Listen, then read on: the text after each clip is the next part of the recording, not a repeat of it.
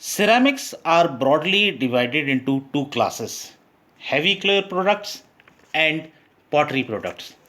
Heavy clay products are those products which consist mainly of clay with only small amount of other raw materials. Common bricks, roofing tiles, drain tiles, hollow tiles, sewer pipes, stoneware, and refractories are well known examples of heavy clay products. Pottery products are those products which are made of materials such as terracotta, earthenware, porcelain, bone china, and vitreous china. These products are known as pottery products.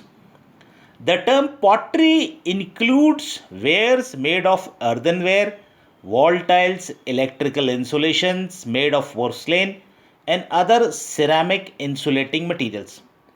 Sanitary ware, glazed wall, electrical wares are well known examples of pottery products. In general, pottery may be classified into four groups. The first group is known as the terracotta. Terracotta includes all pottery wares made from common clays. Terracotta comprises all porous potteryware which are not covered with a glaze. Terracotta is not subjected to high temperatures to allow the body of the ware to become impermeable to liquids. Terracotta can be scratched by a hard steel. Its color varies from light yellow to red, reddish brown, and brown. Common bricks, tiles, and hollowwares belong to this class. Earthenware. All properties that are permeable or porous and which are made from red burning clays and white clays and coated with a glaze are included in earthenwares. Earthenwares are harder than terracotta because it is fired at a high temperature. The third group of pottery is known as the stoneware. Potteries which become impermeable to liquids during firing are called stonewares. Stoneware is ceramic ware with a slightly grayish or brownish body. They are dense and often glazed with a salt glaze. Drain water pipes, carboys for keeping liquids, especially acids, sanitary wares such as wash basins are examples of stoneware. The fourth group is known as the porcelain group. Porcelain is a pottery with a white, translucent, and impermeable body. They are the best type of potteries, and the composition of the body is so adjusted that when they are subjected to high temperatures, it becomes completely translucent to light. Commercially, ceramics are classified into two groups: rough wares and fine wares. Rough wares are those ceramics which are made from coarse grained ceramic drought and have a porous biscuit of non uniform structure. For example, building materials and refractories. Fine wares of fine ceramics are those ceramics which are sintered or have fine pore with a uniform structure of the biscuit. Examples are porcelain, glazed potteries, and special ceramics. Permeable and impermeable ceramics. A more technical classification of ceramics is to separate ceramic products into permeable, that is porous, and impermeable, that is dense and non porous wares.